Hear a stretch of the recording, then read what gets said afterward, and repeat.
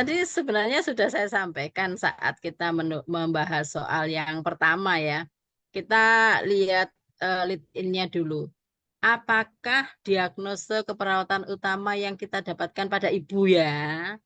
Jangan pada janin, jangan terkecoh lagi. Walaupun janinnya itu bermasalah, tetapi pertanyaannya ini pada ibunya. Kalau di keperawatan maternitas, di kehamilan dan persalinan memang kita fokusnya di dua nyawa ya. Jadi ada ibu, ada janin. Beda dengan di masalah lain. Jadi pasti jelas pertanyaannya di situ apakah ibu atau janin gitu ya. Sehingga kalau misalnya didapatkan pada ibu, berarti jawaban D ini pasti kita hilangkan. Karena ini kan punyanya janin. Nah, yang jawab D salah ya. Kita lihat ke vignetnya. Ibu 20 tahun, G1, jadi ini hamil yang pertama, dia belum pernah melahirkan, dia belum pernah abortus. Hamilnya sudah 38 minggu, berarti sudah aterm. Dengan keluhan baru saja mengalami kejang, sekarang tidak sadar. Berarti dia sudah tidak kejang lagi. Jadi jawaban A salah ya. Dia datang baru saja mengalami kejang dan sekarang tidak sadar. Kemungkinan ibu ini eklamsi. Benar nggak eklamsi? Apakah semua tidak sadar pada ibu hamil itu eklamsi? Belum tentu. Kalau tekanan darahnya tidak tinggi berarti bukan eklamsi. Tapi ternyata hasil pemeriksaannya tekanan darahnya 120 per 180 per 120 berarti benar eklamsi. Jadi tanda-tanda pasti, tanda yang harus ada pada preeklamsi dan eklamsi adalah peningkatan tekanan darah. Sementara kejang atau tidak itu tidak selalu eklamsi. Tapi kalau kejang disertai dengan peningkatan tekanan darah berarti eklamsi. Nadinya juga tinggi 140, RR-nya normal, mukanya pucat. CRT-nya tapi kurang dari 3 detik, berarti bukan gangguan perfusi perifer. Ya, pucat hanya di wajahnya saja.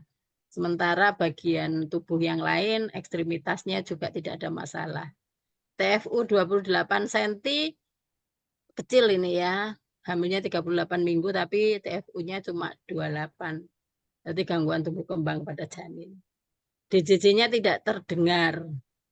Kita tidak tahu apa yang terjadi pada janin ini. Apakah sudah mati atau masih hidup. Karena tidak terdengar belum tentu nggak ada.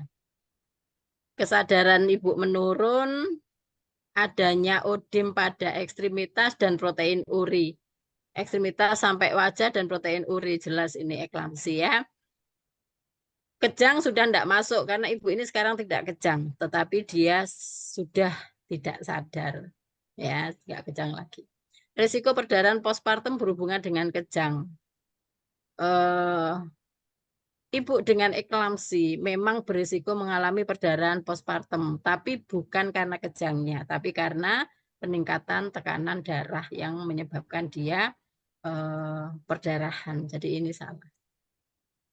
Risiko kejang ulang. Nah, semua pasien dengan eklamsi yang sudah pernah mengalami kejang, jadi eklamsi itu kan pasti sudah mengalami kejang atau tiba-tiba nggak sadar. Pasien ini semua berisiko mengalami kejang ulang.